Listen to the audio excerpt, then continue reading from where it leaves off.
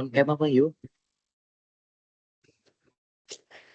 Oke, kita mulai teman-teman. Bismillahirrahmanirrahim. Assalamualaikum warahmatullahi wabarakatuh. Waalaikumsalam warahmatullahi wabarakatuh. Alhamdulillahirrahmanirrahim. Marilah kita senantiasa memanjatkan puji syukur kehadirat Allah Subhanahu wa Ta'ala yang telah memberikan kita banyak kenikmatan, terutama nikmat sehat dan nikmat sempat.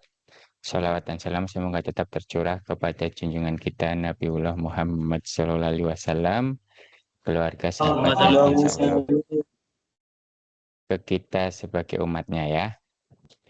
Oke teman-teman, setelah UTS ya, kita lanjutkan lagi materi kita teman-teman.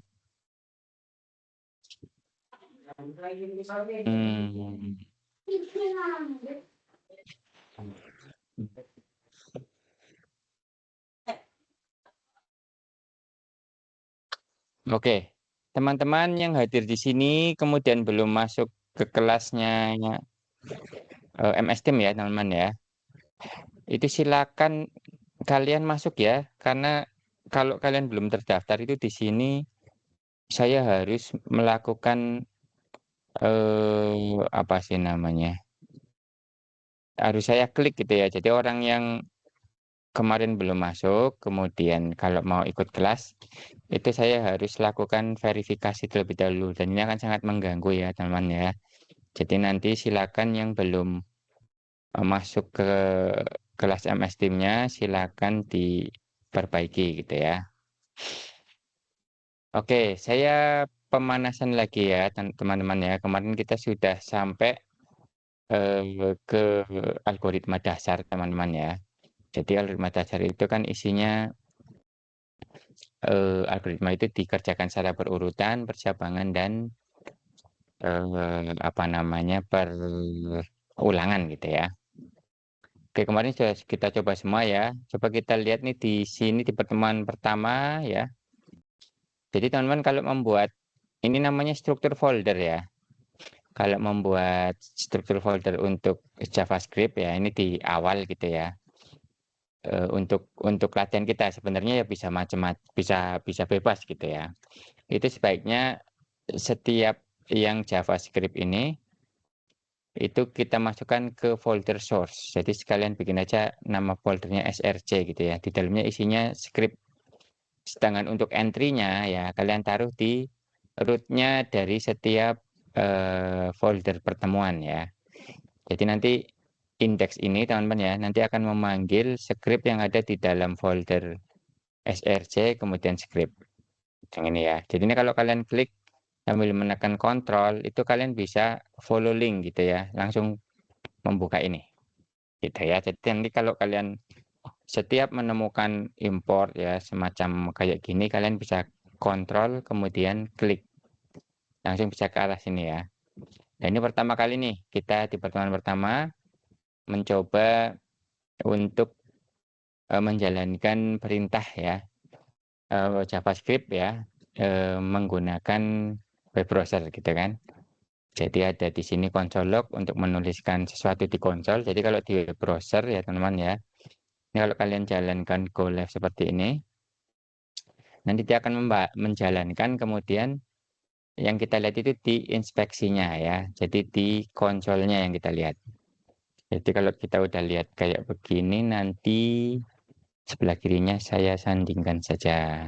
Sebelah kanannya sorry ya.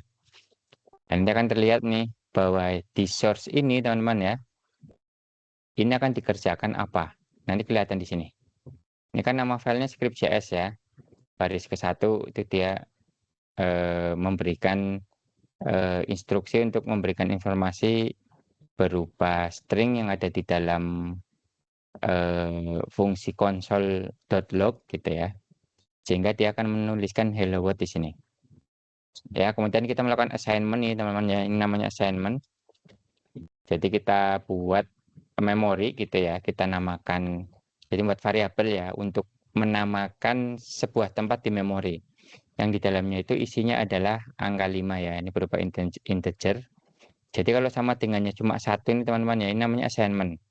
Jadi bacanya itu dari kanan ke kiri ya. Angka 5 dimasukkan ke dalam variabel A. Nah, gitu ya.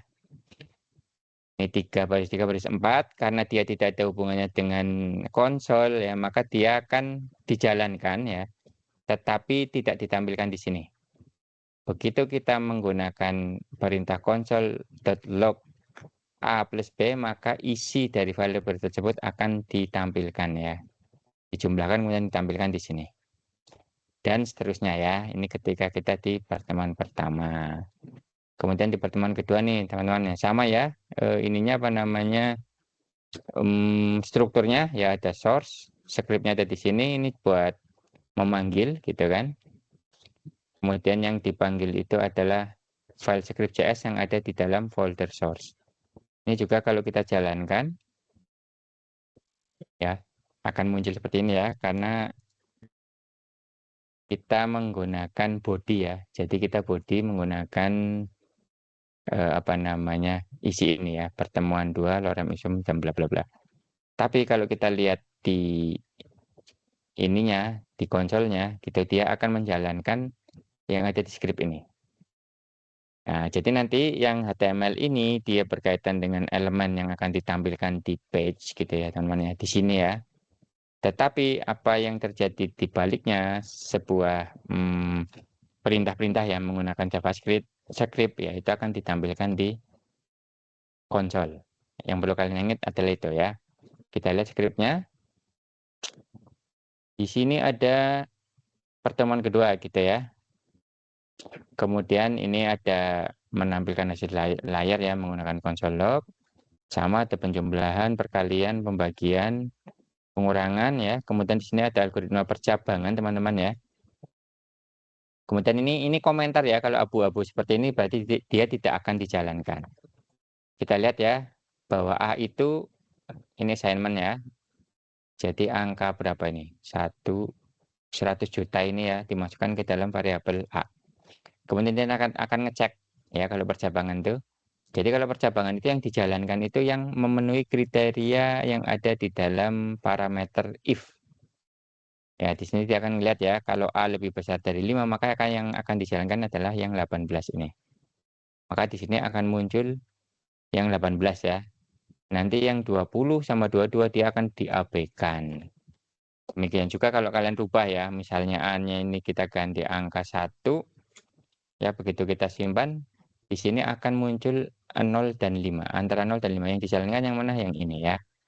Karena 1 itu setelah dievaluasi itu angka tersebut lebih dari 0 dan ini namanya boolean ya, operator boolean. Jadi dia syarat ya. Jadi ini true ya dan ini true, maka hasilnya akan true. Jadi kalau di antara 0 dan 5 maka akan dijadikan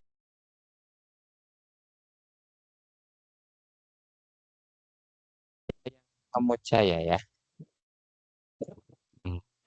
Tolong jangan diklik-klik ya, saya nggak tahu ini settingannya biar saya nggak bisa.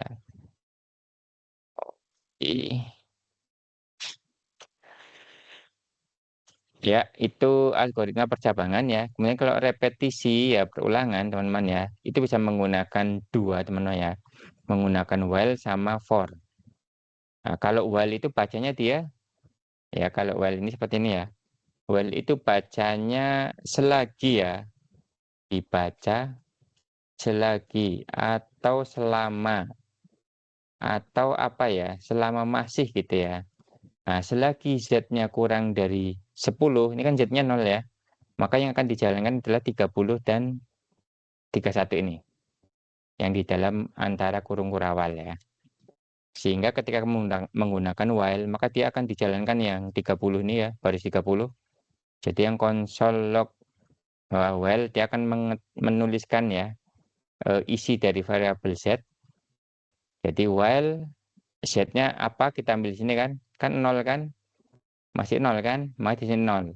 Begitu menjalankan ini, Z-nya gitu kan, itu akan ditimpa dengan Z yang saat itu ya. Saat itu kan berarti 0 kan, ditambah 1.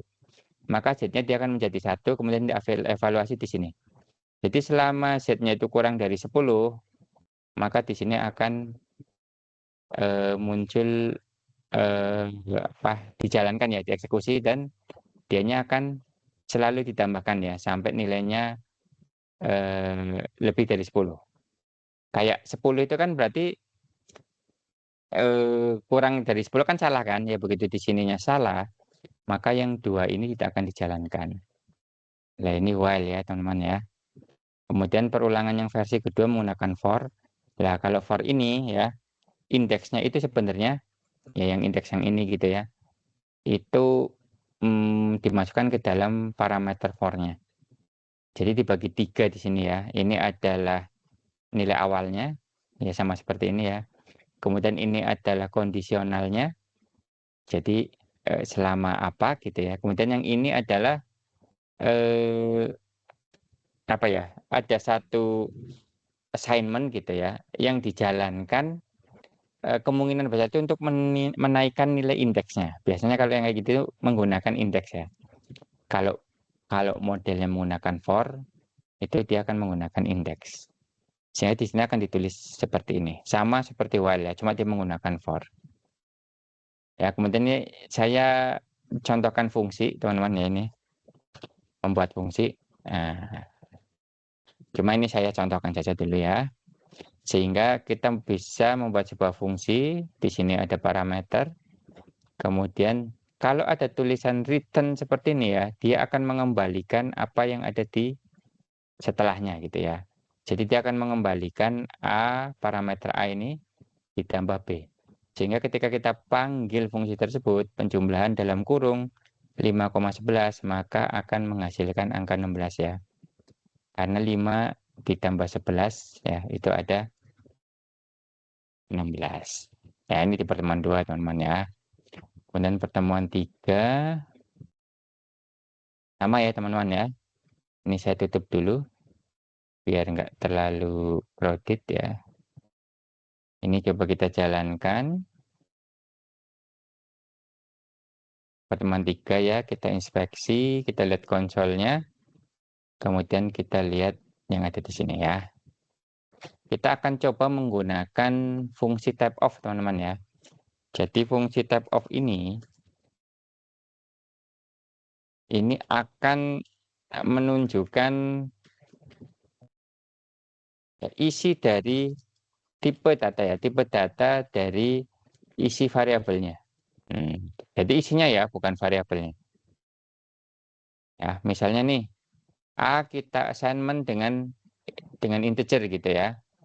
Maka ketika kita lihat type of-nya apa, dia akan menampilkan number di sini ya. Karena kita tahu di dalam JavaScript itu angka dijadiin atau digabung menjadi satu ya.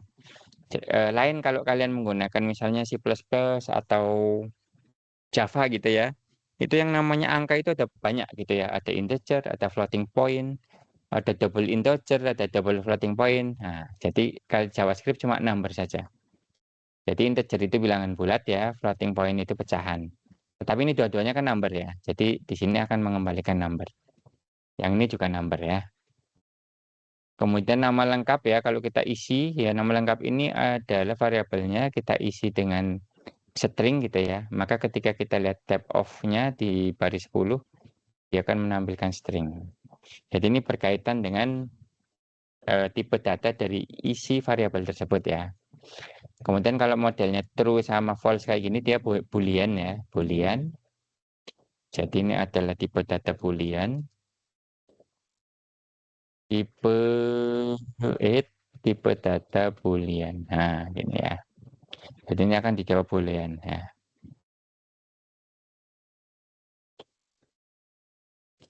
Nah, ini boolean ini dipakai untuk kondisional ya. Jadi untuk mengkomparison ya. Mengkomparison itu membandingkan dua hal gitu ya. Apakah dia true atau false gitu ya. Kemudian ada big integer ya. Ini saya juga pemakaiannya belum terlalu paham ya. Kapan digunakan big integer, kapan pakai integer aja. Kemudian yang ini berupa array teman-teman ya. Ini sebenarnya array, cuma array itu ternyata di dalam JavaScript itu dianggap sebagai dua-dua ini ya. Dua-dua, loh kok nggak muncul ya. Console log tab off. Baris 22 tuh kok nggak muncul ya. Kalau 19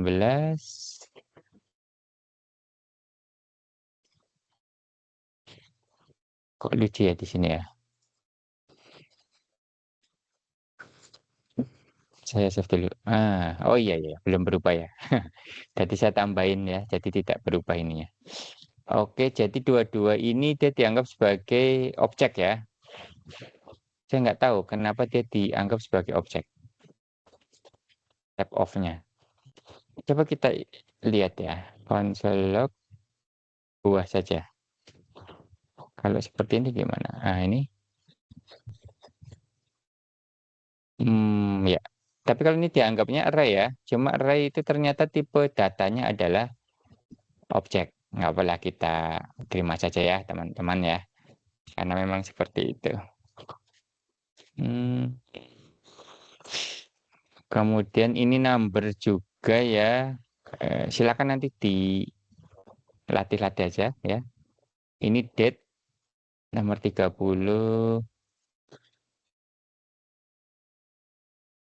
30, 32 ya. 32 date ya. Dia berarti date, tapi dia sebagai fungsi dia. Function date ya. Jadi dia native code. Jadi date itu ternyata di dalam JavaScript itu berupa fungsi sebenarnya. Oke, tapi kalau kita lihat tipe datanya gitu ya teman-teman ya. Tab off-nya hari ini itu dia string ya. Karena dia akan menampilkan tanggal hari ini nih ya. Jadi tanggal hari ini, jam hari ini, maka dia akan berubah terus yang ini ya. Kalau kita save ya. Berubah jadi jam sekarang ini. Nah, gitu ya. Kemudian kalau function seperti ini teman-teman ya, dia adalah tipe datanya function ya nomor 40. Tetapi kalau kita jalankan teman-teman ya, dia return-nya adalah number. Kali ini kita jalankan ya. Tapi kalau kita jalankannya error gimana? Ini jangan jadi string ya. Ini nanti ada hubungannya dengan TypeScript ya teman-teman ya. Karena JavaScript ini tipenya loose gitu ya. 41 ya jadi string ya. Yang tadinya number jadi string ya. Lihat yang 41 nih. Kalau saya hapus ininya, dia berasumsi sebagai dihapus. 41 number ya. Ya, tergantung. Makanya ini nanti saya perkenalan namanya TypeScript ya. Jadi TypeScript itu agar kita tidak melakukan kesalahan ya. Jadi kalau kayak gini kan kita nggak tahu nih, parameter tersebut itu harus kita isi menggunakan apa? Apakah menggunakan string atau menggunakan number? Ya, padahal ini tuh bisa dioperasikan juga ke dalam string dan number gitu kan. Nah, nanti ada ya kita coba ulik gitu ya, kenapa ada satu pengembangan JavaScript disebut sebagai TypeScript ya, biar dia lebih aman untuk di-maintain ya, untuk dilakukan pengkodingan gitu ya. Kemudian ada null ya, null object, tulisannya seperti ini, console log. Jadi null itu dianggap sebagai objek ya. Kalau yang ini undefined ya karena isinya belum ada. Tapi kalau isinya sudah ada ya, misalnya dia diisi angka 5 seperti ini, kalau kita jalankan maka yang undefined-nya akan menjadi number.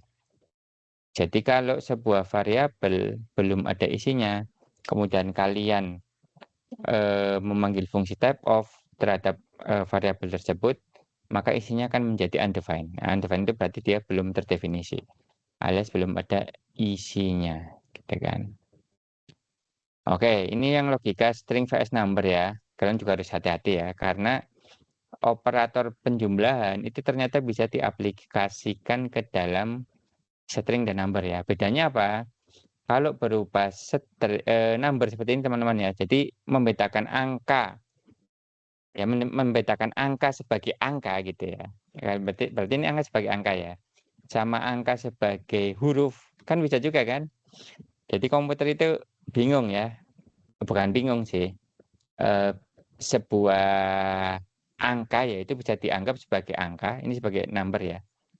Jadi ini 10 sebagai number ya atau angka ya, sebagai angka ya. Kalau ini 10 sebagai string ya. Jadi dia bukan angka tetapi huruf dia. Ya, ketika ditambahkan bedanya kalau yang sebagai angka dia akan dijumlahkan jadi 18 gitu ya. Ya, kalau string itu malah digabungkan saja, jadi tidak ditambahkan. Jadi 10 digabungkan dengan 8.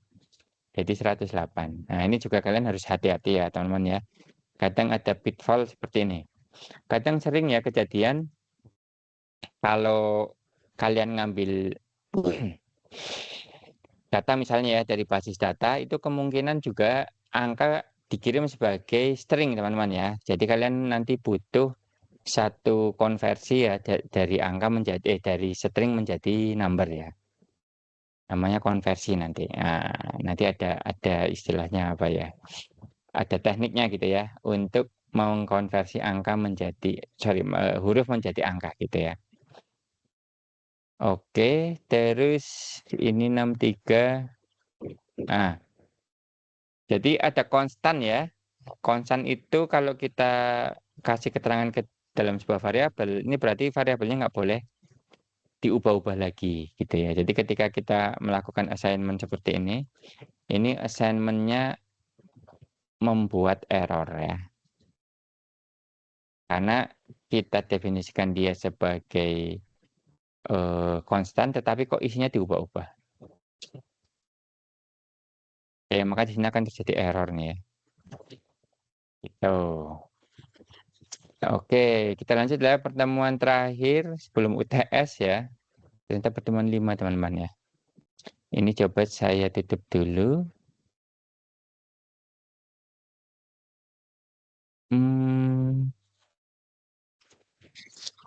Saya jalankan lagi. Kita lihat inspeksinya, konsol.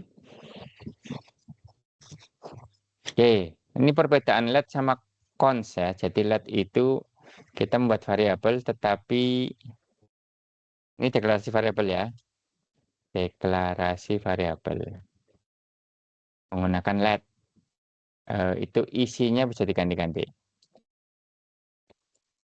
Bisa diganti-ganti ya. Kalau yang ini sebagai konstan, isinya tidak bisa diubah-ubah. Nah, gitu. Kemudian kita menggunakan template literal ya, teman-teman ya. Kita pakai template literal di sini. Nah, template literal itu menggunakan backtick, teman-teman ya. Jadi kita gunakan backtick ya. Backtick itu tanda petik yang di sebelah kiri angka 1, yang bentuknya seperti ini ya. Itu tanda petik terbalik gitu ya. Terbalik. Jadi petiknya biasanya kayak gini gitu teman-teman ya. Itu dibalik jadi kayak gitu ya. Makanya disebut sebagai backtick ya. Tanda petik berbalik. Ya. Ini namanya template literal ya. Ketika kalian menggunakan backtick di sini teman-teman ya, kalian tuh bisa masuk secara sementara ya itu ke dalam JavaScript teman-teman. Jadi kalau kalian menemukan seperti ini teman-teman ya, ini berarti maksudnya dia di apa namanya di dalamnya itu diubah isinya ke dalam isi variabelnya ya. Jadi ketika kita lihat di sini yang baris 8 dia akan ditulis variabel baris 8 ya, variabel A sama dengan 5. A-nya itu kita ganti dengan isi sini, kemudian variabel B itu kita ganti dengan angka 10 ya. Oke, jadi ketika kita melakukan perubahan di A gitu ya, ini boleh dilakukan sehingga bisa dijalankan nih. yang 13 ya. Tetapi kalau ini kita jalankan nanti akan error nih, kita lihat ya. Ya akan error. Dan yang sesudahnya itu tidak akan dijalankan. Nah, makanya saya kasih komen aja ya, biar tetap bisa jalan. Nah, kemudian penamaan variabel itu menggunakan teknik camel case ya, teman-teman ya. Jadi teknik camel case itu kalau nama variabelnya lebih dari satu kata, maka kata yang keduanya itu menggunakan diawali ya menggunakan huruf kapital.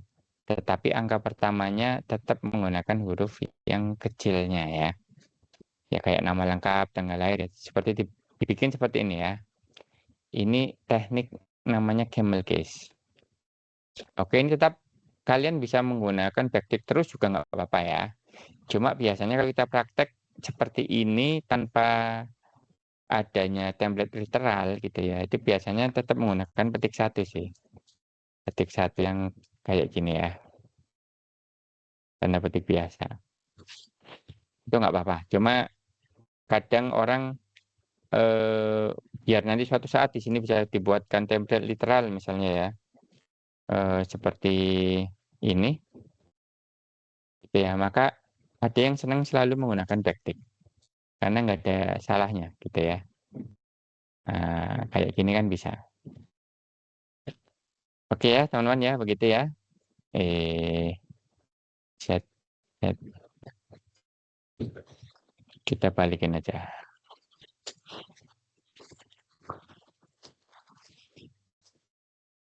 Oke, ini juga bisa kita lihat ya, nama lengkap gitu ya.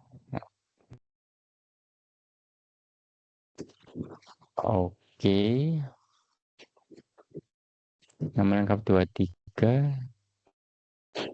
Oh, ini saya nunjukin ya ke kalian teman-teman ya, bahwa penamaan variabel itu dia case sensitif ya, tergantung dari huruf kapitalnya apa atau bukan. Ini buktinya ya, ketika saya membuat variabel menggunakan camel case seperti ini ya, nama lengkap. Sedangkan di bawah itu ada juga nama variabel nama lengkap, tapi dia menggunakan teknik yang kecil-kecil semua gitu ya, kayak gini. Maka akan ditampilkan isi yang berbeda. Gitu. Ya, ini komentar lebih dari satu baris menggunakan bintang sama slash. Kalau cuma sebaris kayak gini aja. Oke, kemudian ini ada tipe data boolean ya. Ini silakan kalian pelajari ya kenapa hasilnya kok bisa ini bisa false gitu ya. Yang 49. Ya, ini kenapa bisa false? Ya, itu kan kalian pelajari ya. Kemudian operator matematik ya. Di sini ada pangkat menggunakan asterisk 2 biji. Maka ketika ditulis ini 5 pangkat 5 adalah oke ya. Perhatikan dia menggunakan template literal ya. Gitu. Jadi nanti lebih memudahkan ketika coding. Dan seterusnya. Nah ini untuk menentukan bilangan genap atau ganjil nih teman-teman ya. Itu menggunakan modulus ya. Jadi modulus itu satu bilangan ya. Kemudian dibagi bilangan yang lebih kecil gitu ya. Nanti terlihat sisanya berapa. Gitu. Sisa dari pembagian ya. Jadi kalau nol teman-teman ya. Jadi kalau misalnya kalian mengecek nih apakah suatu bilangan itu genap atau ganjil, silakan bilangan tersebut kita bagi dengan angka 2. Kalau hasilnya ternyata nol, kita pakai sama dengan 3 teman-teman ya. Ini namanya comparison yang strict. Jadi harus benar-benar tipe datanya sama, tipe pembandingnya ya. Kalau enggak ya dianggap salah ya. Oke, jadi kita tinggal tulis di sini ya bahwa X itu bilangan apa? Ganjil atau ganjil. Genap atau ganjil ya. Nah, maka ketika kita masukkan 13 di sini, maka akan dijalankan yang ganjil. Kalau kita masukkan misalnya di sini 26 ya, maka di sini akan berubah menjadi genap. Oke ya teman-teman ya, kira-kira seperti itu pertemuan terakhir kita ya. Silakan kalian boleh. Nanti ini kan videonya saya rekam gitu ya. Kalian boleh nanti di apa namanya berhentikan ya untuk melakukan pengetikan misalnya ya, ini yang saya contohkan ini. Jadi ini bisa di-pause, bisa dipelajari sendiri gitu ya, kenapa hasilnya seperti ini. Oke ya teman-teman ya, itu pertemuan kita. Nah, untuk selanjutnya kita akan belajar tentang fungsi teman-teman ya. Seperti biasa ya, untuk codingannya ya kita buat folder baru ya di luar. Kita kasih nama P09 aja ya. Walaupun di presensinya pertemuan 07. Kemudian seperti biasa di dalam P09 itu kalian taruh nama file yang namanya index.html. Kemudian bikin folder baru lagi. Oh, sorry. Bikin foldernya di sini, teman-teman ya. Di sini ya, klik kanan, new folder. Ini mah new file ya. Ya, new folder. Maka dia akan dibuat di apa namanya folder di paragraf, sorry, di folder tersebut gitu ya, folder baru ya. Kita kasih nama src. Kemudian indeksnya kita pakai tanda seru saja. Kemudian kita pencet tab. Ya, tinggal kita tambahkan di sininya eh, source gitu ya. Kita tambahkan source di dalam body ya tentunya ya. Script kita tambahkan script ya dengan source yang ada di folder src dengan nama script ya .js. Maka di sini kita buat new file script.js. Ini HTML masih error di sini ya. Oke. Apa ini? Oh, gini ternyata dia.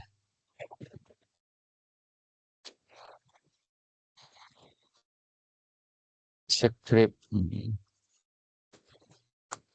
Oke. Dan nanti pastikan ya script ini sudah dijalankan dengan menambahkan konsolog di sini.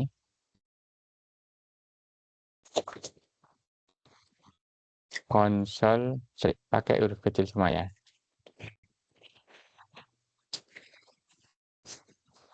Pertemuan 9 ya.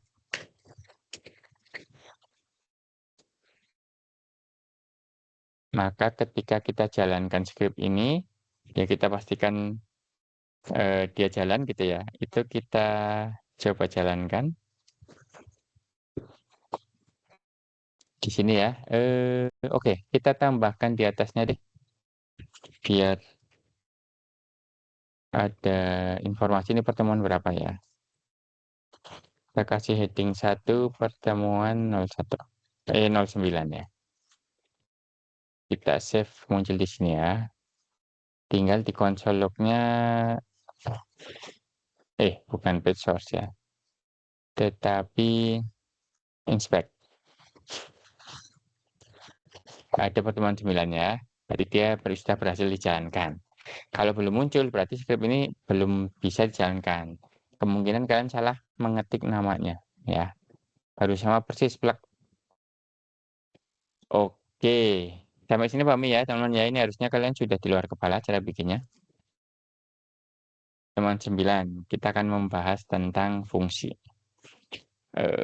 Oke, mungkin sebelum saya lanjut ada yang mau ditanyakan, teman-teman? Sambil saya mengambil minum.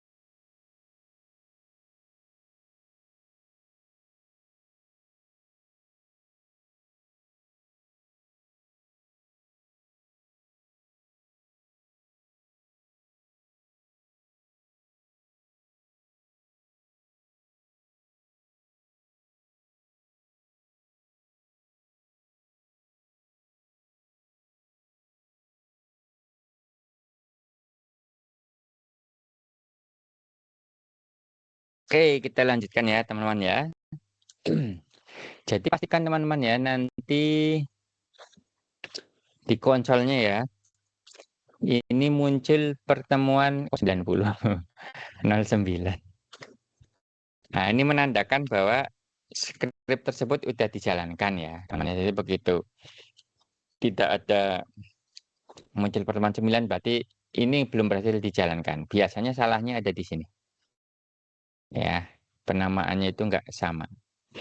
Kan ini berubah satu huruf pun ya, misalnya kayak gini nih. Kurang T. Nah, di sini akan error seperti ini. Oke ya. Terus kita balikin. Oke. Oke, kita akan belajar tentang fungsi ya, teman-teman ya. Ini tujuan perkuliahan kita, teman-teman ya. Kita akan membahas tentang fungsi, teman-teman ya.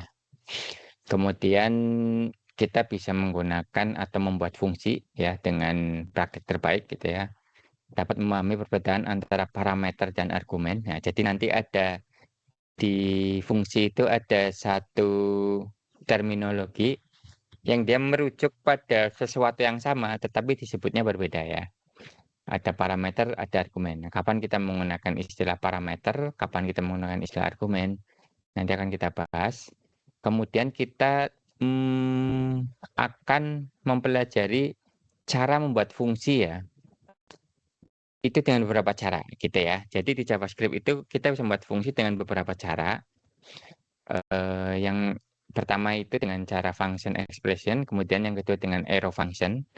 Bedanya apa? Terus nanti sebaiknya kalian menggunakan yang cara mana? Dan nanti akan kita bahas gitu ya. Gitu. Nah, ini definisi fungsi teman-teman ya. Fungsi adalah blok kode yang berdiri sendiri dan menyelesaikan sebuah tugas. Perhatikan itu ada yang saya merah-merahin ya. Jadi dia harus berdiri sendiri. Maksudnya apa? Maksudnya ketika dia dipanggil gitu ya. Ya dia jalan gitu ya. Walaupun mungkin di dalamnya juga memanggil fungsi yang lain gitu ya. Tetapi intinya ketika dia dijalankan dia tidak membutuhkan misalnya apa ya? Dia tidak membutuhkan yang lain gitu ya. Atau bergantung pada misalnya baris kode yang lain gitu ya. Gitu. Nah, ini penting gitu ya teman-teman ya, karena kalian membuat fungsi itu memiliki tujuan, makanya disebut sebagai fungsi ya, memiliki fungsi gitu ya. Kemudian dia menyelesaikan sebuah tugas. Jadi tujuannya fungsi itu dia sebenarnya untuk memudahkan kita ya, memudahkan sehingga setiap kita ingin melakukan sesuatu itu tidak mengetik dari ulang ya, tidak membuat dari ulang. Ini yang disebut sebagai konsep reusability juga gitu ya. Dan kita sudah pernah menggunakan fungsi ya, seperti console log ya. Ini sebenarnya fungsi, tetapi fungsi yang sudah built-in atau dibuat oleh JavaScript-nya, udah disediakan, kita tinggal manggil. Jadi console log kita nggak tahu nih isinya apa di dalamnya, gitu ya.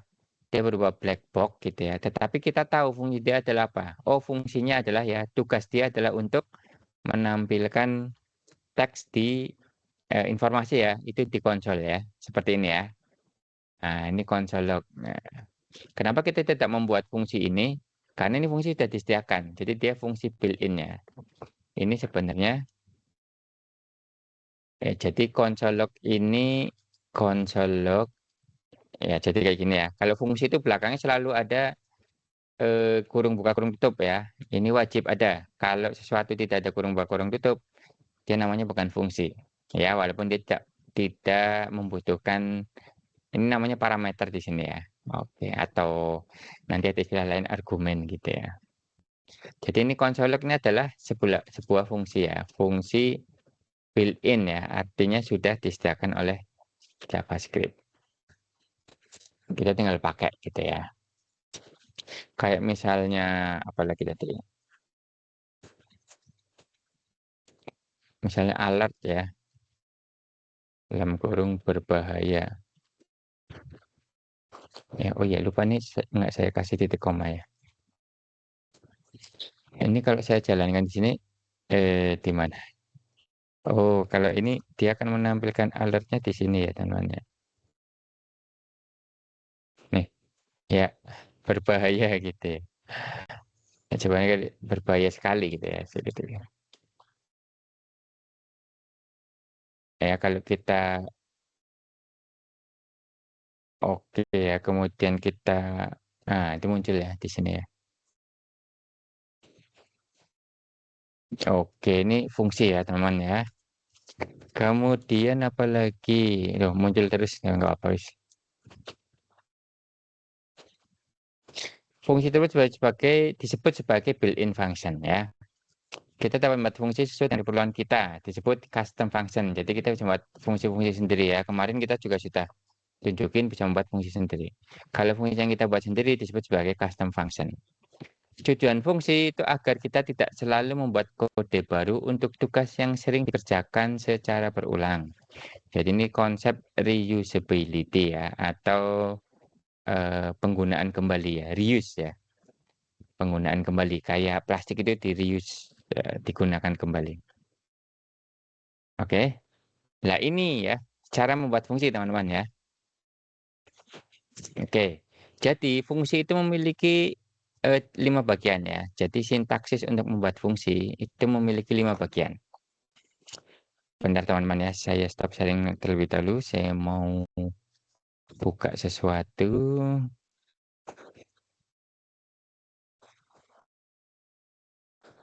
Mana ya bahan kuliah?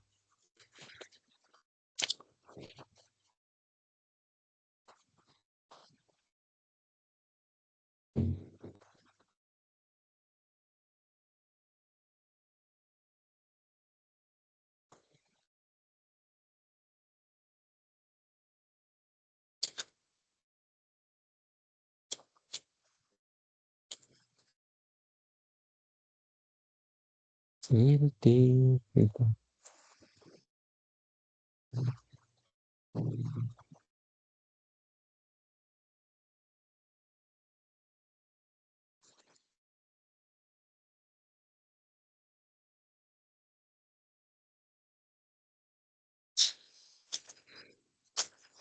Oke, deklarasi fungsi ya teman-teman ya. Cara deklarasi fungsi.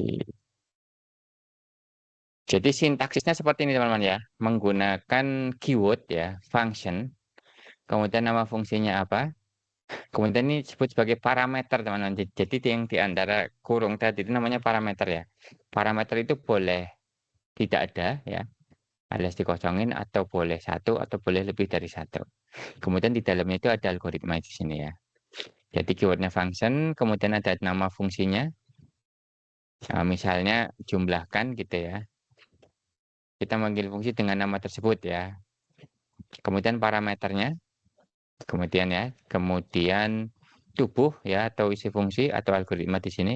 Kemudian statement return yang akan mengembalikan sebuah nilai dari fungsi. Terus ada pertanyaan, Pak, apakah fungsi harus melakukan return gitu? Itu nggak perlu juga ya sebenarnya. Cuma hmm, jadi apa namanya? Akhirnya fungsinya jadi nggak, walaupun tidak diwajibkan ada return gitu ya. Tetapi akhirnya jadi tidak, istilahnya apa ya? Melakukan belum tentu juga sih ya. Kalau dia fungsinya adalah untuk mengupdate basis data, maka kan basis datanya berubah ya. Dan dia tidak perlu di-return.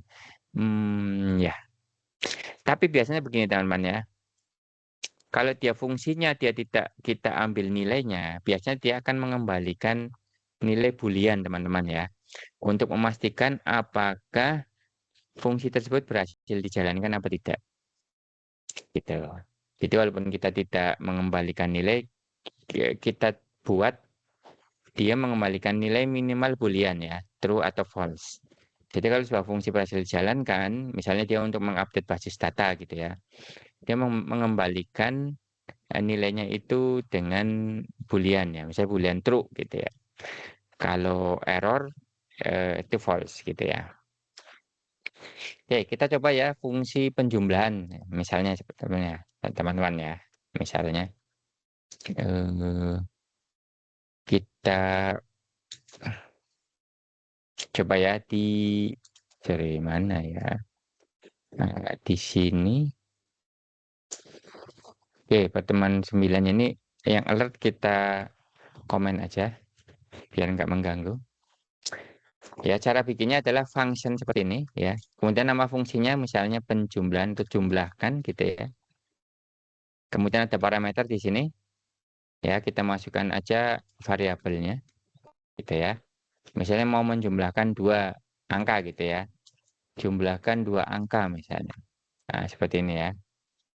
Kemudian kita buka dengan kurung tutup kurung buka, ini namanya tubuhnya ya. Ini tubuh fungsinya.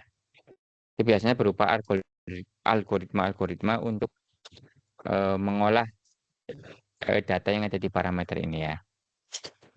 Algoritma. Ya. Berarti nanti misalnya ya kita buat variabel baru yang isinya dia menjumlahkan parameter A dan parameter B. Kemudian kita kembalikan nilainya ya. Nah, misalnya kayak gini. Dan nanti cara makainya teman-teman ya, kita panggil aja nama fungsinya ya. Kemudian kita tambahkan argumen nanti. Jumlahkan 2 angka. Perhatikan tadi saya ketika menyebut dia fungsi adalah parameter ya. Tapi ketika kita ada di sini, nanti argumen kita sebut sebagai argumen ya. Misalnya 56 seperti ini. Ini argumen ya teman-teman ya. Karena kita ingin menampilkan di dalam konsol, maka kita masukkan fungsi tersebut ke dalam fungsi lagi. Namanya konsolog ya, jumlahkan seperti ini. Maka ketika kita simpan, ya maka di sini, bentar. Jumlahkan 2 angka.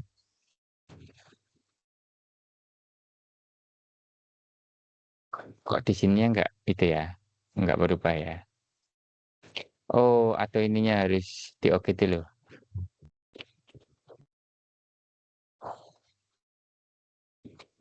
Ya, harus di-oke dulu ya. Ya. Jadi nanti bisa nih di sini pakai misalnya template literal ya teman-teman ya. Kalau pakai template literal dia akan seperti ini. Misalnya kayak gini ya. A ya ditambah ya kan itu penjumlahan ya. Ini variabel B isinya apa? Ya sama dengan gitu ya. Nanti di sini isinya seperti ini. Oke. Kita panggil fungsi juga nggak bisa gitu ya. Jadi fungsinya kita panggil menggunakan template literal. Sehingga nanti ketika kita save akan menjadi lebih menarik. Oh, apa ya?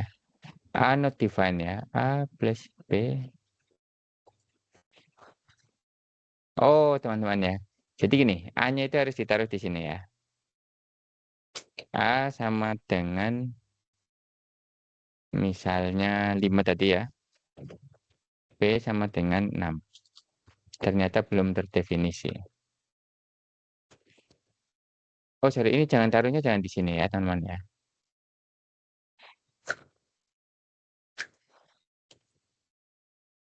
Taruhnya di sini. Saya salah.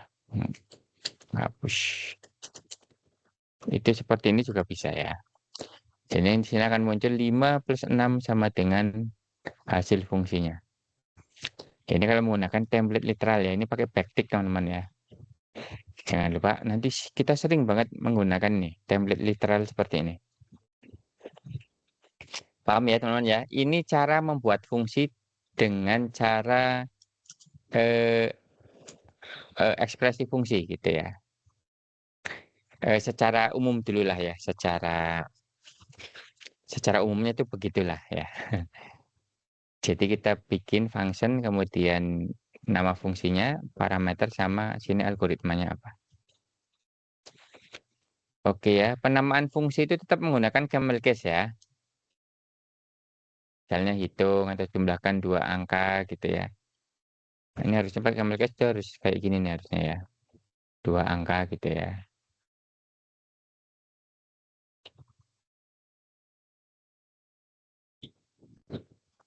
Nah, itu seperti ini, nggak apa-apa. Kemudian buat fungsi dengan menerapkan SRP ya, Single Responsibility Principle. Artinya satu fungsi hanya memiliki satu tujuan saja. Kayak ini itu menjumlahkan 2 angka gitu ya. Oke, nanti tolong dipraktekkan sendiri sambil dipahami ya teman-teman ya. Kalau enggak nanti kalian tidak bisa menjalankan atau mengerjakan ya. Oke, terus apa lagi? Nah, ini memanggil fungsi ya teman-teman ya. Parameter vs argumen ya. Memiliki arti yang berbeda walaupun merujuk pada bagian yang sama dalam fungsi ya. Jadi ketika kita membuat fungsi teman-teman ya. Ini ada variabel input. Itu kita sebut sebagai parameter ya. Tetapi ketika kita memanggil fungsi tersebut ya. Kemudian ada nilainya. Jadi ini nilai input ya. Kalau ini variabel input, ini nilai input. Ini yang disebut sebagai argumen. Ya intinya itu aja ya. Jadi jangan bingung ya kalau kalian misalnya eh, apa sih namanya ada istilah argumen sama parameter atau ketika ditanya bedanya argumen apa parameter itu apa ya itu silakan merujuk pada definisi yang di sini gitu ya. Lah kemudian oh tadi itu fungsi dengan statement ya teman ya berarti ada 3 ya. Jadi ini membuat deklarasi fungsi dengan statement ya. Ini saya tambahkan deh. Membuat deklarasi fungsi menggunakan statement ya.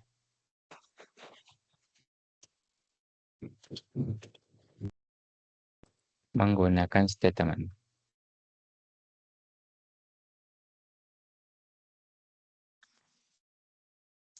Menggunakan statement ya. Ya, ini terus terang saya juga baru paham ya teman ya.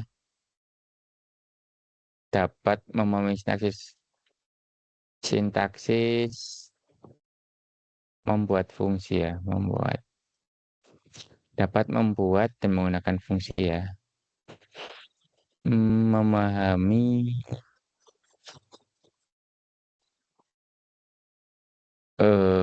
berarti ada 3 macam ya. Ada statement function, ada function expression ya. Dapat memahami namanya gini. Function statement ya. Function expression ya sama arrow function ya. Jadi mana? Kalau ini dengan menggunakan statement ya. Oke. Kemudian para argumen. Nah, ini cara membuat fungsi dengan function expression ya atau function literal namanya. Gitu ya. Pertama dengan statement fungsi seperti ini ya. Keduanya memiliki konteks yang berbeda ya. Kalau statement ini akan membuat sebuah fungsi dan menyematkannya dengan sebuah nama. Ya, jadi di sini ada udah kita kasih namanya ya.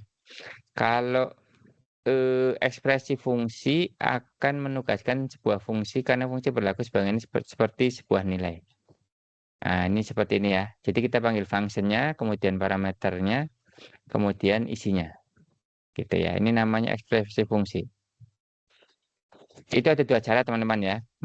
Namanya anonymous function ya sama name function ya. Kalau ini non anonymous function nih namanya. Kalau ini name function. Tapi yang name function ini teman-teman ya, ini hampir tidak digunakan ya, jarang ya.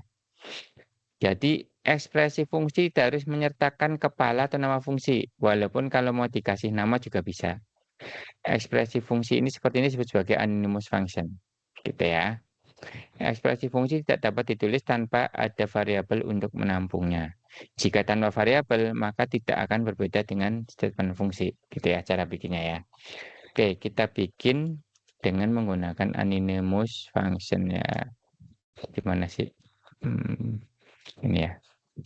Oh, ini sama ini ya. Ini bukan pertemuan. Ini saya tutup aja biar nggak bingung.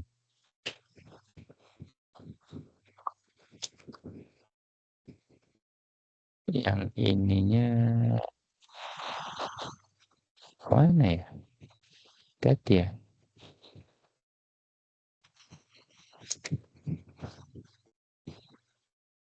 Kayaknya salah lagi saya.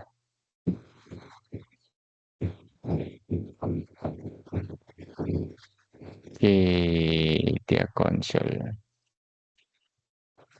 Jadi ini ya membuat fungsi dengan statement fungsi ya, dengan function statement ya. Statement. Nah, sekarang kita buat fungsi tersebut di atas ya, itu dengan fungsi dengan function expression ya. Tapi dalam hal ini kita sebut sebagai anonymous function. Jadi kalau kalian pernah dengar istilah anonymous function ya, anonymous kayak gini ya, anonymous. Emang ada SEO kayak gini doang, Ding. Anonymous function ya. Itu sama ya. Jadi tetap menggunakan, jadi kalau menggunakan anonymous function itu kita bikin namanya konstan ya, karena variabel konstan kan isinya nggak boleh berubah-ubah. Sehingga ketika fungsi apa namanya, kita deklarasikan menggunakan anonymous function, maka dia menggunakan keyword const ya, atau konstanta. Nah, ini namanya nggak boleh sama teman-teman ya. Misalnya jumlahkan dua angka. Ini kayak gini tuh tidak boleh sama ya. Ternyata boleh. Coba ya kita cek ya. Kemudian kita kasih nama function. Kita pakai keyword function ya. A, B misalnya ya. Nanti isinya akan sama seperti ini.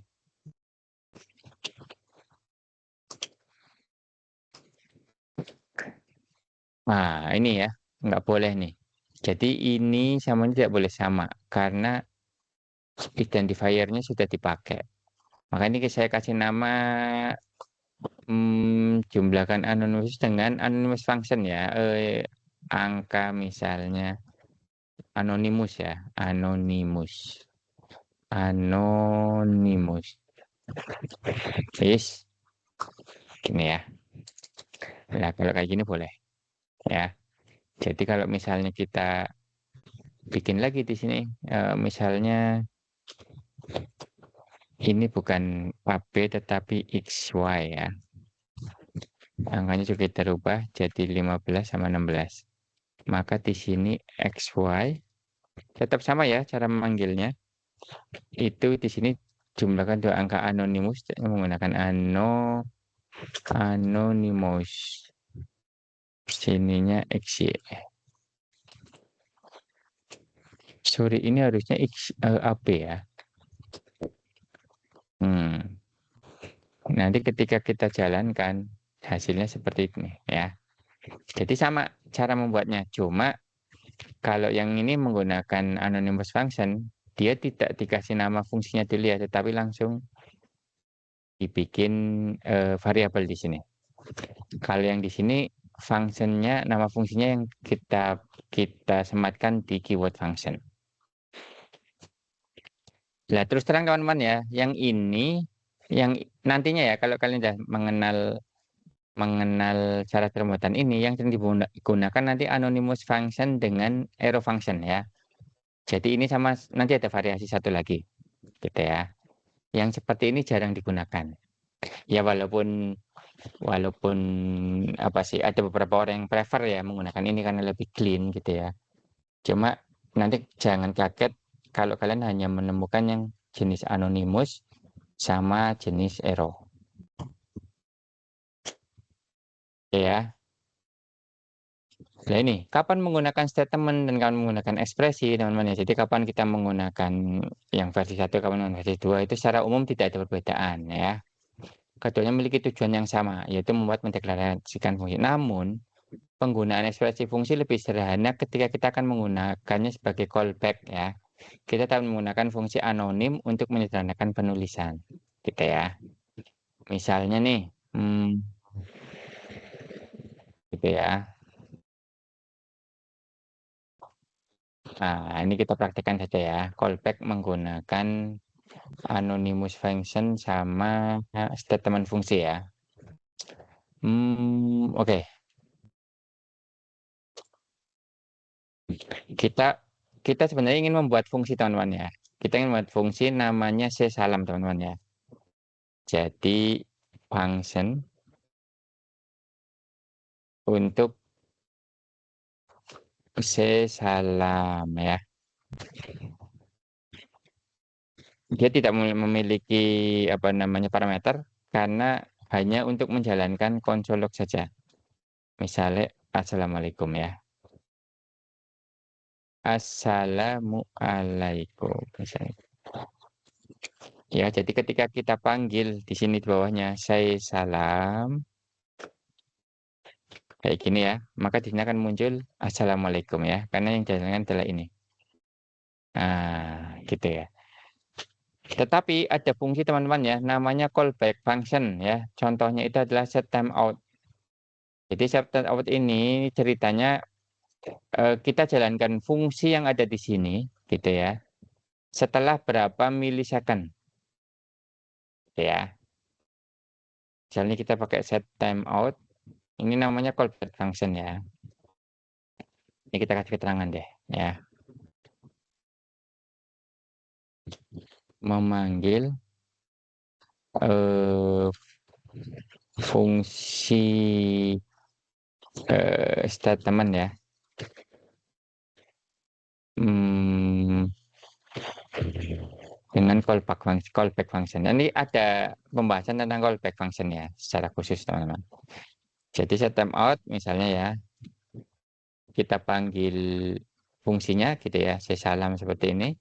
Kemudian gitu ya, ada berapa milisecond. Jadi nanti saya salamnya itu akan muncul 2000 milisecond ya. Jadi nanti ini set timeout itu untuk set timeout itu fungsi untuk apa sih, menunda ya, menunda pemanggilan fungsi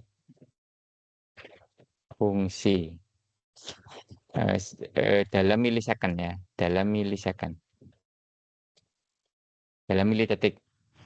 Nah, jadi kalau 2000 milisecond ya berarti 2 detik. Ini kalau kita save ya, nanti set timeout ya. Nanti ada assalamualaikum yang ini langsung dijalankan ya, yang ini ya, ini langsung dijalankan nih. Tuh. Kemudian kita tunggu 2 detik baru muncul assalamualaikum. Nah, ini namanya callback function nih teman-teman ya. Dan nanti ada gunanya ya. Pas kita bahas callback gitu ya. Tetapi kalau kita tidak ingin membuat ini sebagai fungsi yang dipanggil terus-menerus teman-teman ya, kita bisa menggunakan namanya anonymous function teman-teman. Jadi functionnya itu kita nggak kasih nama atau anonim atau dijalankan sekali. Maka kita bisa gunakan seperti ini. Set timeout. Jadi tidak usah dikasih nama ya fungsinya. Tinggal dikasih nama function seperti ini. Gitu ya. Function. Terus langsung isi fungsinya apa? Gitu ya. Misalnya console log assalamualaikum seperti ini. Ini enaknya kita kasih angka ya di sini ya. Angka ini assalamualaikum yang kedua teman-teman ya.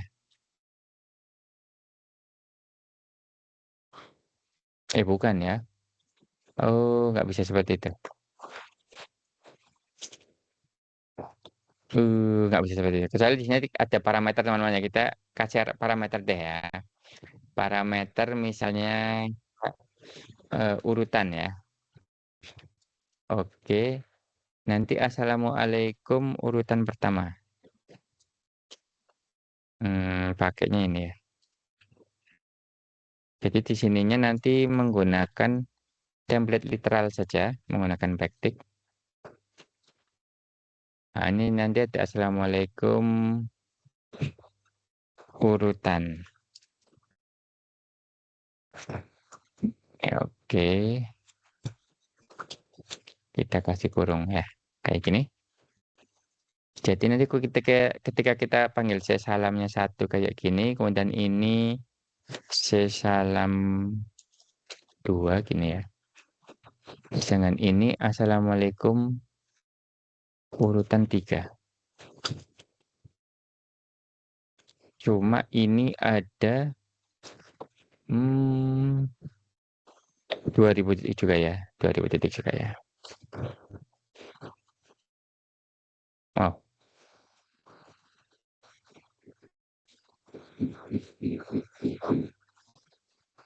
Ini 4000. Oh, tapi ini langsung dijalankan dua-duanya ya. Hmm, hmm. Apa gara-gara ada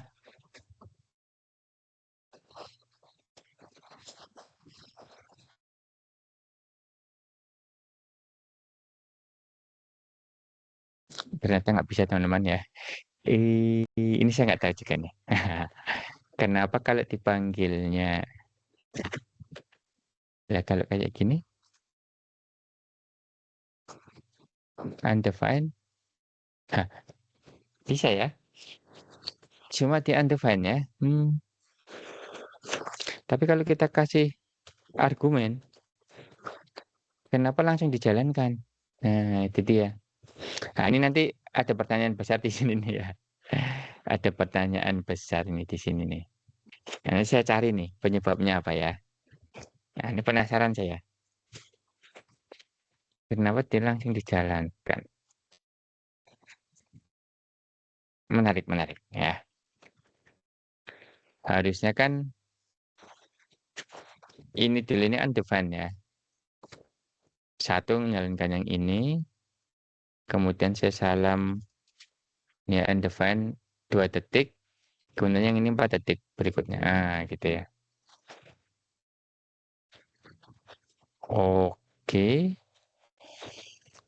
Saya jadi penasaran ini kalau dikasih kayak gini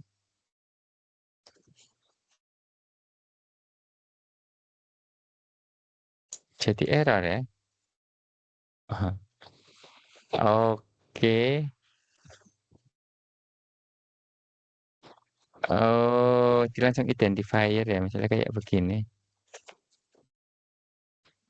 Nanti dia undefined juga sih.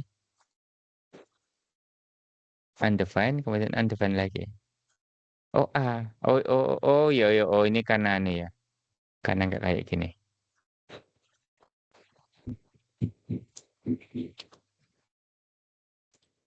Oh, ini harusnya. Nanti kalian coba-coba ya. Ini saya jadi penasaran.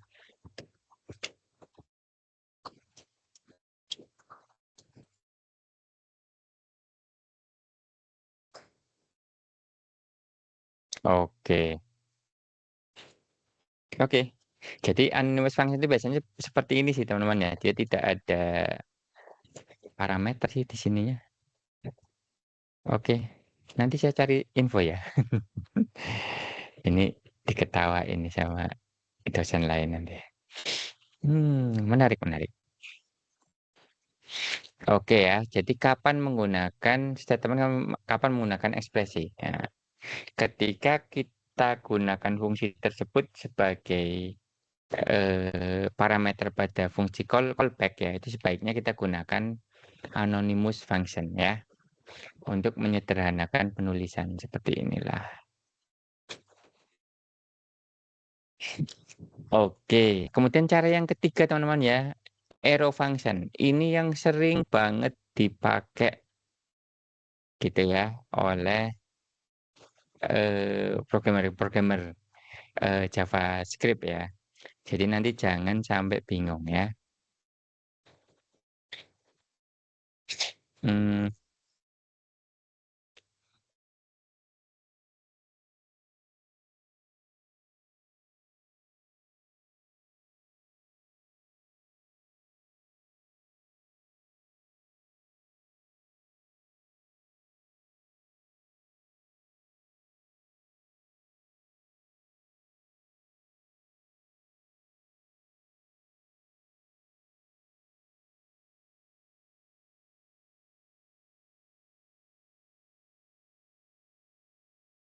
Oke.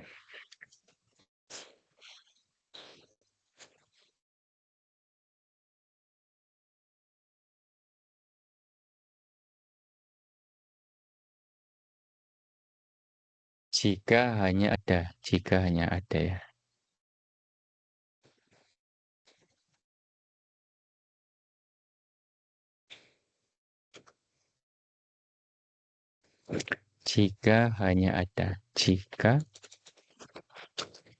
Ini nanti sering banget dipakai nih teman-teman ya.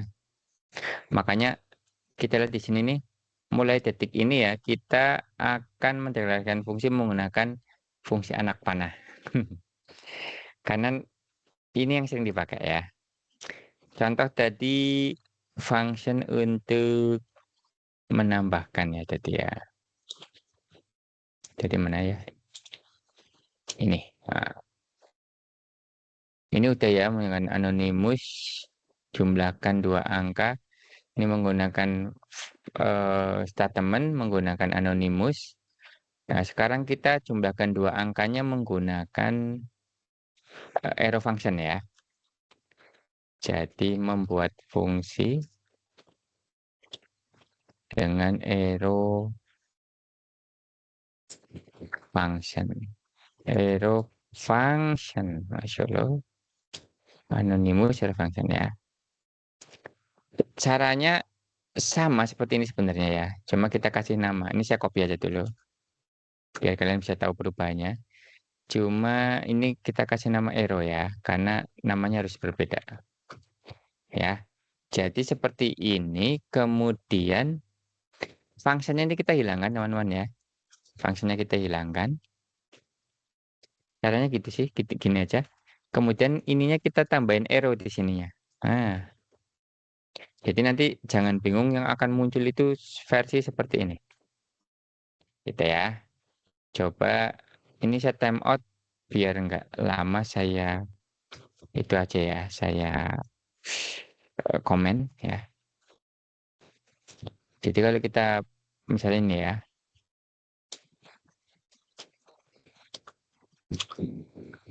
Menggunakan arrow function. Misalnya IJ ya. I dan J. Ini I kita ganti I. Kita ganti I ya. Kemudian ini kita ganti J.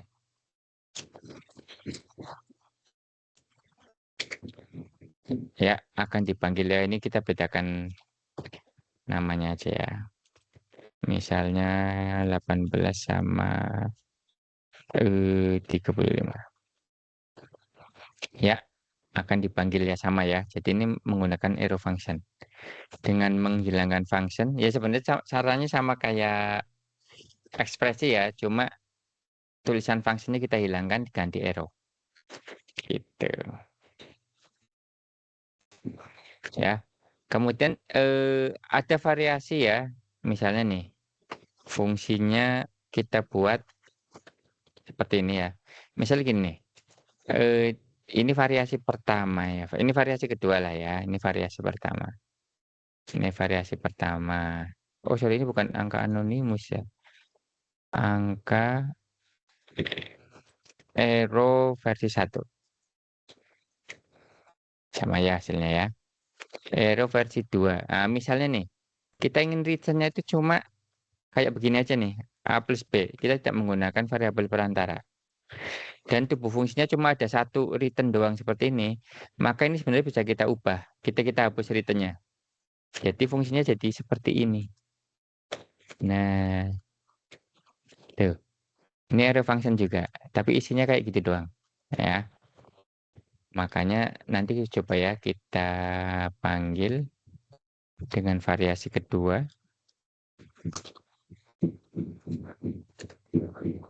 Ya, ini kita kasih nama VWIGZ IMN ya, misalnya ya. MN. Kita ganti deh. 15. Ini kita ganti MN.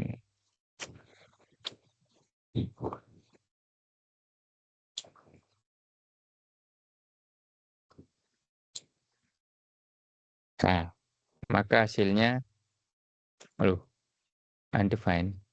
Benar, saya salah apa ya? Oh, gini. Jadi tanda kurung kurawalnya dihilangkan, teman-teman ya. Sorry. Jadi akan jadi kayak gini doang. Ah, oke. Jadi tidak memiliki kurung kurawal seperti ini. Nah, gitu. Ini fungsi arrow function tipe 1 ya. Ini yang normal seperti ini. Kalau yang ini membuat fungsi dengan arrow function tipe 2 ya. Ini jika hanya ada satu statement return ya. Eh, Jika ada satu statement saja pada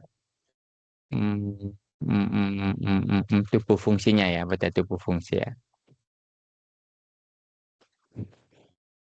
Oke, akan seperti ini ya teman ya. Jadi nanti kalian akan menemukan banyak banget model kayak begini ya, jangan kaget. Ini adalah sebenarnya sebuah fungsi dan seperti ini ya. Jadi makanya di sini saya tulis mulai detik ini kita akan menggunakan arrow function ya, karena sama gitu ya. Terus ada juga jika sebagai callback ya. Nah, misalnya tadi ini ya set interval.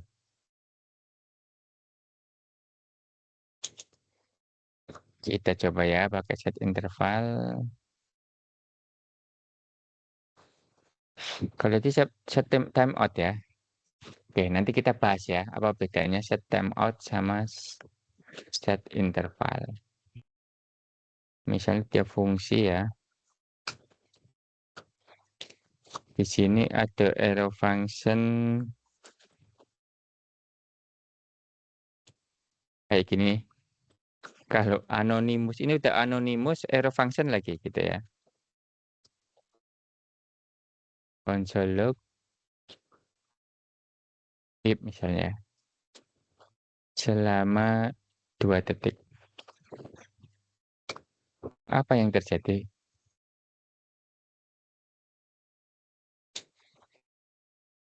Oh, dia setiap 2 detik akan dipanggil fungsinya ya teman-teman ya. Setiap 2 detik itu akan dipanggil fungsinya. Jadi setiap ini set interval ya. Interval misalnya fungsi koma 2000 misalnya gini ya. Berarti artinya itu maksudnya itu setiap 2 detik fungsi akan dijalankan ya. Nah, itu seperti itu juga bisa ya. Kita gunakan anonymous function. Jadi ini udah anonymous arrow function. Udah arrow function anonymous lagi ya. Gitu. Ya, dia akan bip bip bip selama 2 detik. Kalau ininya jadi 1, nanti dia ngebut banget nih. Turu ya. Apalagi kalau cuma 100 nih. Iya, dia 1 detik 10 kali. Jadi kalau 10 detik dia udah 100 dijalankan ya. Oke ya teman-teman ya, dipahami teman-teman. Cuma ini berbahaya nih. Bisa nggak selesai-selesai. Nah,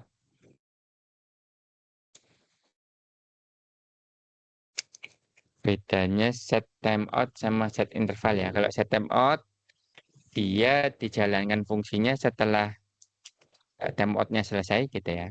Kalau set interval, dia akan menjalankan fungsi setiap interval waktu. Gitu. Ini penjelasan ini ya teman-teman ya. Oke, sekarang mulai titik ini ya. Kalian latihan bikin fungsi menggunakan arrow function ya. Oke, ini ada latihan membuat fungsi nih. Buat fungsi dengan tugas sebagai berikut. Menggunakan 3 macam deklarasi fungsi ya.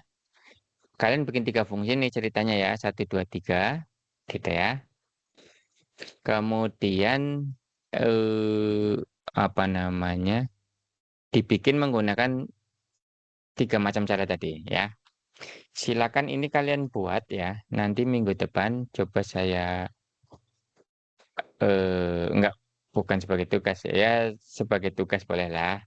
Kalian kita bahas, nanti saya tanya ya, satu-satu bikinnya seperti apa. Ini saya share di anu ya, Google aja ya, di WAG ya, Google lagi. Algoritma dan struktur data.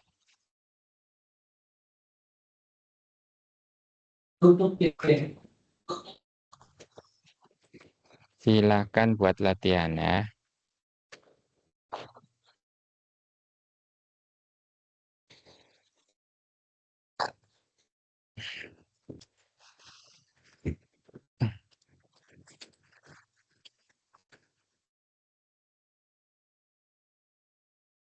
Oke,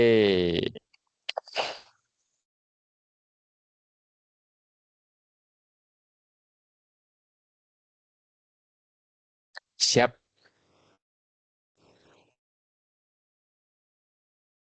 Daftar pustaka. Nah, itu cara bikin fungsi teman ya.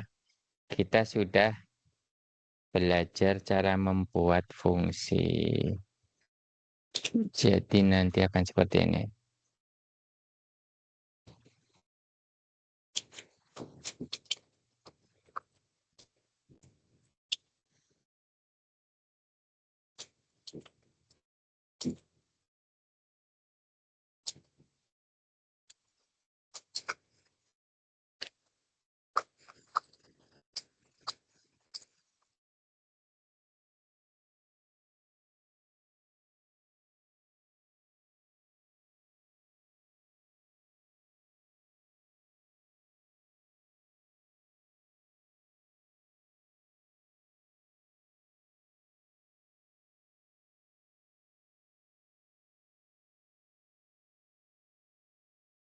Oke, mungkin di sini udah ada apa?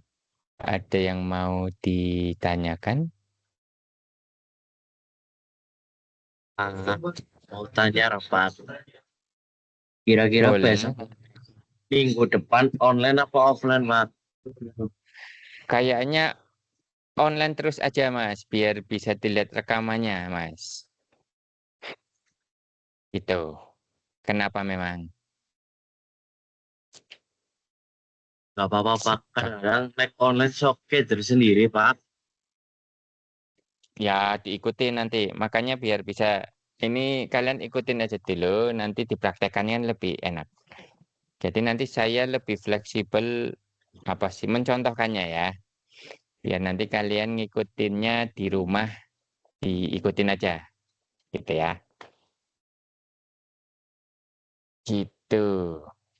Nanti dipraktekkan kalau ada yang bingung itu ditanyakan gitu. Ya misalnya nih mata kuliah ini ya kalian udah praktekkan. Ternyata ada yang bingung nanti boleh di WAG. Kalau ternyata masih kesulitan di pertemuan berikutnya kalian tanyakan ya. Nanti kita saling share screen. Oke. Nanti rekaman juga bisa di pause kan. Di pause. Nanti ini saya upload ke YouTube rekamannya. Oke ya teman-teman ya. Semacam itu kita lanjut aja deh. Biar menarik ya. Biar nanti kalian juga apa namanya latihannya enak ya. Oke. Jadi pengenalan fungsi ya. Karena nanti ada yang lain ya.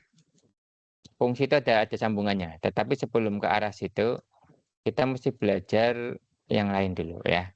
Jadi itu baru pengenalan fungsi, sekarang kita akan masuk ke pengenalan larik ya. Oke.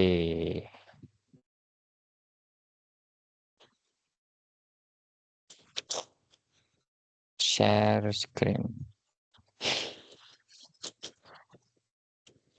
Jadi kita sampai sini ya. Oke.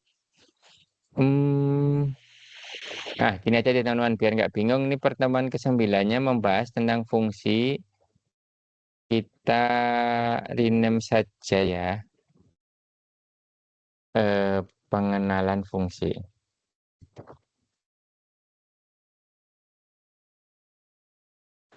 Loh, kok jadi nggak benar? Apa nggak boleh ya? Waduh, waduh, waduh. Kenapa nih? Panel 9. Udah bener lah ya.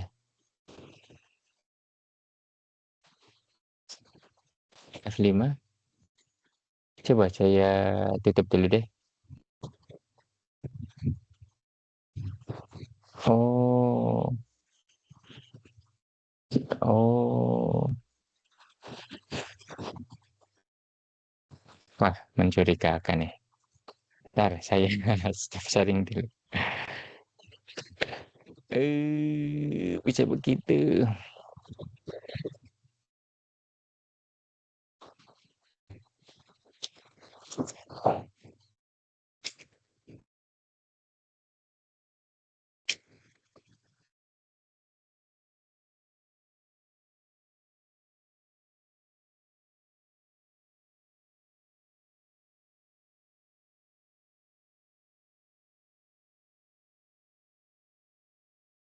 Nah, kalau offline kan kadang lama di itunya ya.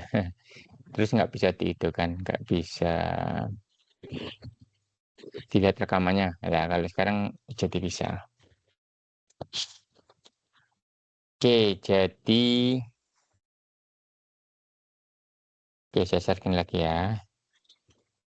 Nah, ini ada pertemuan 9 membahas pengenalan fungsi. Dan nanti saya buat lagi mumpung masih ada. Oh, jadi kita mulainya telat ya. Ini saya minta tambahan waktu deh ya. Folder baru di pertemuan 9 ke pengenalan array ya. Kita buat lagi folder baru pengenalan array. Biar urut ya. Biar urut ini diganti angka 1 aja di sini. Oke. Yang ini rename.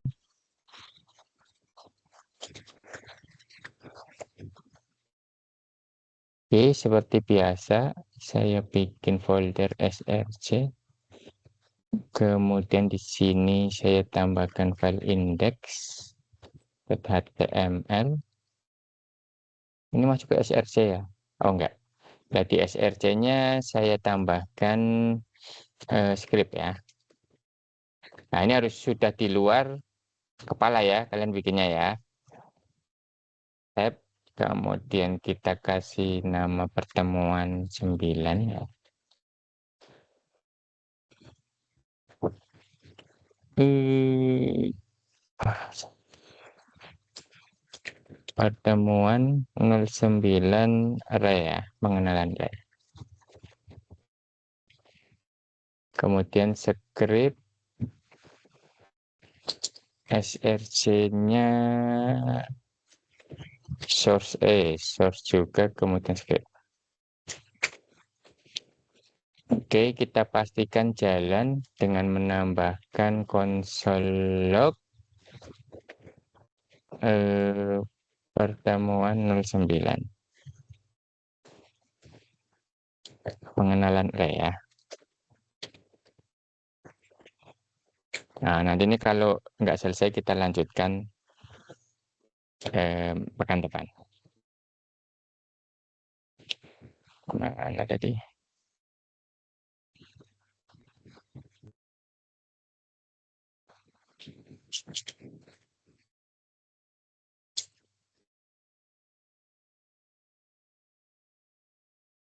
Oke, kita coba jalankan ya teman-teman ya. Kita pastikan jalan di konsolnya. Ya, sudah jalan ya, teman-teman ya. Ini saya tarik sini aja deh. Oke, saya geser ya. Oke, ini udah jalan. Kita ubah skripnya ya. Yang ini kita tutup deh. Oke, array ya. Bahasa Indonesia itu larik. Ini tujuan kita ya. Dapat menjelaskan karakteristik array, kemudian memahami jenis-jenis array, kemudian dapat membuat dan memproses array dengan posisi indeks, dapat menggunakan for loop untuk memproses array, dapat menggunakan for of ya untuk memproses array.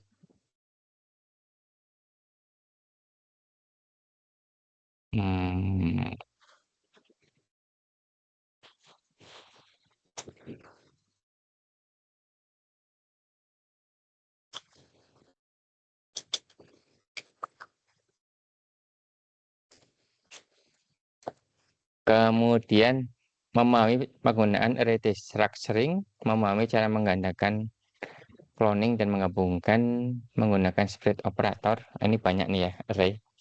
Karena memang dengan array itu kita bisa melakukan banyak hal ya. Nanti kita lihat ya. Memahami fungsi beberapa array method, kemudian memahami array multidimensi. Jadi teman-teman, array itu masuk kalau di JavaScript ya, itu masuk ke kategori objek. Makanya ketika tadi kita tap off isinya array itu yang dikembalikan ininya ya, namanya objek ya tadi ya. Kemudian kalau dilihat dari data struktural secara umum, array itu masuk ke kategori non-primitif dan yang linear gitu ya. Linearnya itu yang sequential. Jadi ada queue, stack, sama array ya. Salah satunya array. Nanti kapan-kapan kita bahas queue sama stack ya, kalau waktunya ada ya. Sebenarnya untuk mengolah cara berpikir saja sih. Secara codingan, jarang juga sih saya pakai ini ya. Nah, ntar kita lihat deh ya. Definisi array ya, sampai saat ini ya kita menggunakan variabel yang berbeda untuk setiap nilai yang ingin disimpan pada program yang kita buat. Ya, jadi setiap kita bikin mau assignment nih ya, itu hanya ada disimpan dalam satu variabel ya. Misal jika kita ingin menyimpan 10 jenis mobil, maka kita akan menggunakan 10 variabel ya. Kalau masih 10 nggak apa-apa lah ya, pakai mobil 1, mobil 2, mobil 3 misalnya ya. Kemudian pertanyaannya bagaimana jika kita ingin menyimpan 1000 jenis mobil ya. Jawabannya kita akan menggunakan array untuk menyimpan jenis-jenis tersebut dalam satu nama variabel. Nah, definisinya adalah ya, array adalah sebuah variabel terstruktur yang dapat menyimpan lebih dari satu nilai dalam satu waktu. Gitu ya. Misalnya ada sebuah program untuk menghitung rata-rata skor pertandingan ya. Jika ada 5 skor yang harus dihitung, maka akan dibutuhkan 5 buah variabel ya. Kita kasih nama skor 1, skor 2, skor 3, skor 4, skor 5 ya, misalnya seperti itu ya. Kemudian jika banyak skor cuma ada 5, nggak masalah dong pakai skor 1, skor 2, skor 5 yang kayak begini nih ya. Nah, ini nggak masalah.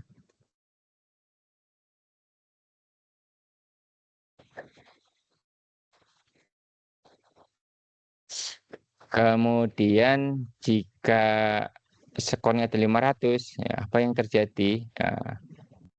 Ya, bencana ya. Nah, ini bencana ini bahasa Singlish nih ya. It's disaster lah. It's okay lah gitu ya. Nah, dengan array kita menyimpan isinya ya, nilai-nilai tersebut ya, skor-skor tersebut gitu ya, itu ke dalam satu variabel. Seperti ini ya. Gitu. Jadi nanti setiap lokasi memiliki nomor indeks 0, 1, 2, 3 ya. Jadi lokasi ini disebut sebagai jadi nilai ya. Lokasi nilai ini sebagai elemen dari array ya. Indeks array mulai dari 0 ya, bukan 1 ya. Posisi indeks dinyatakan menggunakan kurung apa nih? Square bracket ya bahasa Indonesia, bahasa Inggrisnya. Jadi kurung yang menggunakan kotak ya. Setiap elemen array diidentifikasikan menggunakan posisi indeksnya ya. Skor 2 merujuk pada elemen array ketiga yang bernilai 74. Misalnya seperti ini ya, skor 2 itu berarti dia ngambil ini. Oke ya, kita bikin ya teman-teman ya, jajal ya codingannya ya array. Kita bikin let skor ya, skornya. Ini cara deklarasinya seperti ini. Nah, ini belum ada isinya teman-teman ya. Jadi kalau kita console log skor kayak gini, ya isinya masih kosong. Coba kita jalankan. Ya isinya kosong melompong ya, nggak ada isinya. Dan panjangnya ini ada kelihatannya. Panjang itu 0 karena isinya cuma nggak ada. Nah, untuk mengisi kita bisa gunakan skor 0 ya. Kita isi tadi berapa 90 gitu ya. Skor misalnya 1 gitu ya. Pakainya kurung kotak ya. 87 gitu ya. Skor lagi. Ini biar gampang saya gini copy dulu ya. Tadi ada 5 ya. Berarti 3 lagi. 1, 2, 3, 4. 90, 87, 74. Ya, 80. Kemudian 94. Oke, ini sudah kita isi ya. Kalau kita lihat isinya seperti apa, bisa kalian pakai console log, skor seperti ini.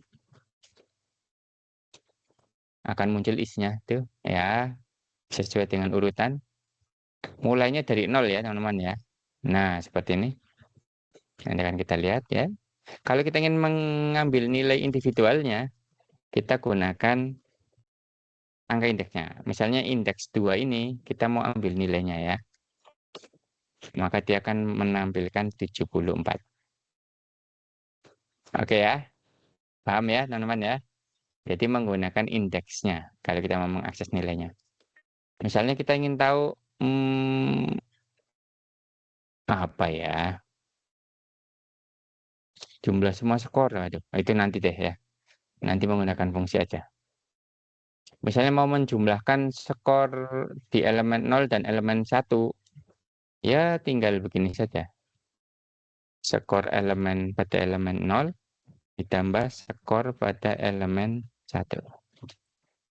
Hasilnya 177 ya. Oke, itu yang cara mendeklarasikan ya. Ini, aduh ya, deklarasi array. Cara 1 ya, cara pertama ya. Oke.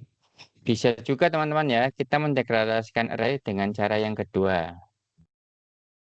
Eh, cara cara kedua ya, ini ya. Deklarasi array cara 2. Ya, kita kasih namanya berbeda ya. Ini aja deh. Ini dengan cara 1 nih teman-teman ya. Kemudian ini dengan cara 2. Itu bisa menggunakan seperti ini, new array. Terus isinya apa ya? Ini deklarasinya menggunakan fungsi ya.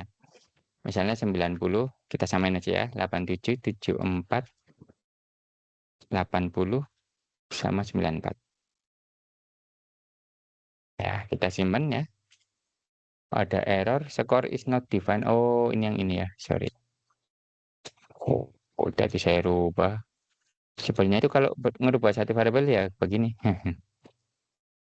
Makanya enak. Nanti pakai array lebih enak. Pemrosesan juga lebih enak. Tidak menggunakan skor 1, 2, 3 kayak gini ya. Oke, console log skor 2.